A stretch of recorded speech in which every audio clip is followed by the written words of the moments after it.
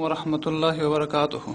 وعلیکم السلام ورحمۃ الله وبرکاته. محترم مفتي صاحب که موږ ته د اصول تکفیر په حق له څه معلومات راکړي چې په کوم الفاظو سړی کافر کیږي او په کوم الفاظو نه کافر کیږي؟ الحمد لله رب العالمين والصلاة والسلام على رسوله محمد وآله وصحبه أجمعين وعلى كل من تبعهم بإحسان إلى يوم الدين. بسم الله الرحمن الرحيم. زه عبدالواسي متخصص د جامعې اسلامیه قیومیه یم. محترم مستفتی صاحب ستاسې په جواب کې باید ووایو چې د اصول تکفیر پیژندل دا ضروري دی، ځکه په نن عصر کې بعض خلک دومره زیات تفرید کوي چې پر هر چا باندې په ډېر کم څه د کفر فتوا لګوي، او بعض خلک بیا دومره زیات افراد کوي که یو څوک په نامه ځان ته مسلمان ووایي که څه هم د ذریات څخه د دین منکر وي لا هم کافر نه ورته وایي، او سره له دې چې حق د افراد او تفرید په منځ کې دی او کفر چې دی دا د ایمان ضد دی.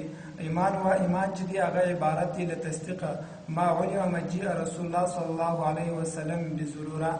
نو او کافر چاته ویل دا ډیره ګرانه خبره ده، خو د دې لپاره چې دی یو څو اصول دي. اول هغه چاته کافر ویل کېږي چې د قطعي او ثبوت څخه منکر وي. قطعي او ثبوت هغه ته وایي چې په تواتر سره راغلی وي. تواتر خپل په کور کې پر څلور قسمه دي. اول تواتر فی الاسناد. تواتر فی الاسناد هغه ته ویل کېږي چې د رسول الله صلی الله علیه وسلم د زمانې څخه بیا تابعین او تبع تابعین په هر مرحله کې دومره زیات کسان را نقل کړي وي چې توافق د هغو پر کذب محاله وي. خو دغه تواتر په اسناد حدیث دا ډیر کم د ګوتو په شمیر دي. درې دا حدیث دی: من کذب علی متعمدا فلیتبوأ مقعده من النار، الولد للفراش وللعاهر الحجر، البینة للمدعی والیمین علی من انکر. او دوم چې تواتر په طبقه هغه ته ویل کېږي چې د هر یوه انفرادي سند چې متواتر نه وي بلکې مجموعه متواتر وي، لکه د قرآن کریم هر آیات جلا جلا په تواتر سره د رسول الله صلی الله علیه وسلم څخه نه دی راغلی، بلکې په اوله طبقه کې ټولو صحابه کرامو دا ویل چې د الف لام څخه تر والناس پورې ټوله قرآن دی. وروسته بیا تعداد دومره زیات شوی دی چې د هغو توافق پر کذب محاله دی. او درېیم چې تواتر په تعامل هغه ته ویل کېږي چې د رسول الله صلی الله علیه وسلم د زمانې څخه بیا تر اوسه پورې دومره کسانو عمل پکړی وي چې توافق د هغو پر کذب محاله وي، لکه پنځه لمونځونه په پنځو خاص وختو کې. او څلورم چې تواتر په القدر مشترک. تواتر په القدر مشترک دې ته وایي لکه د رسول الله صلی الله علیه وسلم معجزې، هر معجزه د رسول الله صلی الله علیه وسلم چې په تواتر نه ده راغلې، بلکې یوه معجزه په یوه سند راغلې ده، دوه درې راویان لري، بله معجزه په بل سند راغلې ده، دوه درې راویان لري، او ډېرې داسې معجزې شته چې په درو قرنونو کې دوه درې راویان لري. خو مطلق معجزه مجموعه من حسب مجموعه مطلق معجزه چې دا د رسول الله صلی الله علیه وسلم څخه په تواتر په قدر مشترک ثابته ده. خو خاص هر یوه معجزه مستقله چې دا په تواتر سره نه ده ثابته.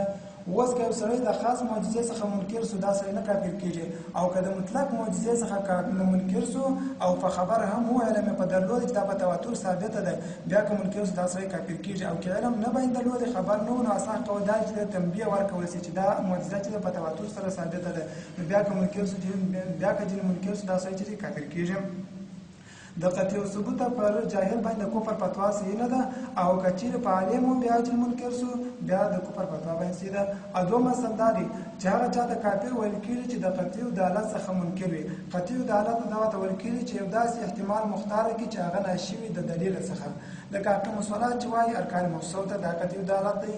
او که چیرې داسې احتمال مختاره کړي چې هغه ناشي د دلیل څخه نه و، مثلا اقیم الصلاه دا معنا وکړي چې اقیم الصلاه وایي یو ارکان دغه تحریک الصلوین صلات چې هغه تحریک الصلوین دی، نو صلات دانس ته وایي که دا معنا مختار احتمال مختاره کړي دا سړی کافر کېږي، ځکه دا سړی چې دا کافر کېږي ځکه دا احتمال ناشي دلیل څخه نه دی.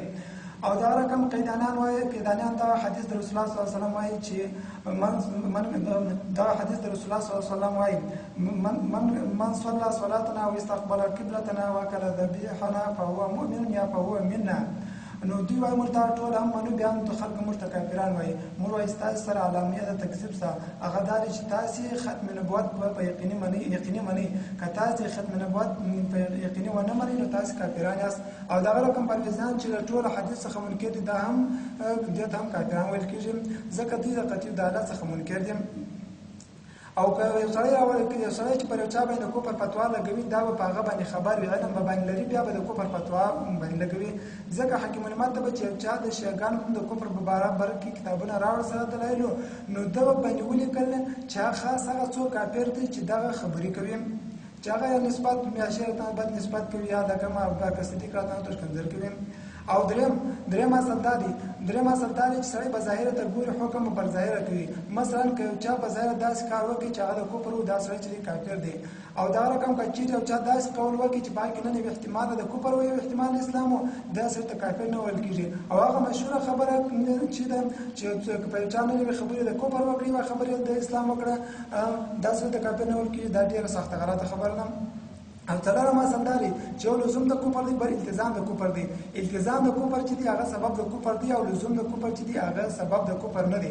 مثلا که یو سړی ولا سوالین تشکنځل وکړه یا یې تشکنځل وکړه، نو ترخانیات جلد 5 صفحه نمبر 212 او دغه رقم بزازیه څلورم جلد صفحه نمبر 215 کې لیکي چې دا سړی کافر دی، لیکن دا خبره چې مطلق نه ده، بلکې دا سړی څه پوښتنه کیږي چې تا د عالم ته یا د ژی ته تا د په څه خاطر شکنځل ورته وکړه، په څه سبب د شکنځل ورته وکړه، یعنی د علم په سبب یا د سنتیت په سبب ته ورته وکړه، کله د یو شخصي مشکل وسره کې شخصي مشکل وو دا سړی نه کافر کیږي. او کې د سنتیت په سبب یا د علم په سبب ورته کړی و دا سړی کافر کیږي، ځکه د التزام د کفر دی. ټول هغه خبرې چې هغه سبب د کفر دي، لکه عالمګیري چې مکمل باب ورته شي دي، دا په شخصي تطبیق صحیح نه دي، بلکې دا سړی ته پوښتنه کیږي یا بیا هغه التزام بخپله کوي، هغه به التزام بخپله کوي. او دغه رقم د لزوم د کفر او د التزام د کفر فرق کړی دی. رد محتار دریم جلد 80 رد محتار په دریم جلد 80 صفحه کې وایي دا مثال وایي که یو سړی قسم واخیسته چې زه دا کار نه کوم، او دغه یقین هم وو زه دا کار نه کوم، که ما دا کار وکړي زه به یهودي یم یا به کافر یم، او وروسته دغه په دغه باندې هم یقین وو که زه دا کار وکړم زه کافر کېږم یا یهودي کېږم، نو که بیرته هم دا کار وکړي دا سړی کافر دی. او که په دې باندې یقین نه وو بیا دا کار وکړي دا سړی چې نه کافر کېږي، دا دې ته لزوم د کفر وایي، صرف دغه بدعت د ایمان جنه غواړي، او دا رقم تجدید ایمان او تجدید نکاح غواړي. او پر د محتوا باندې سوال شوی دی چې تاسو موږ ته دا اصل کښې شوی که په یو چا کې نوی احتمال د کفر او یو احتمال د اسلام او داسې د کافر مه وایاست، یعنې کفر فتوا مه باندې لګوئ. دا رقم د محتوا په 5 جلد 252 صفحه کې لیکي که چا د شهیدانو لښکرې په غاړه کړې په دې نیت چې ما جوړي دا سړی کافر دی.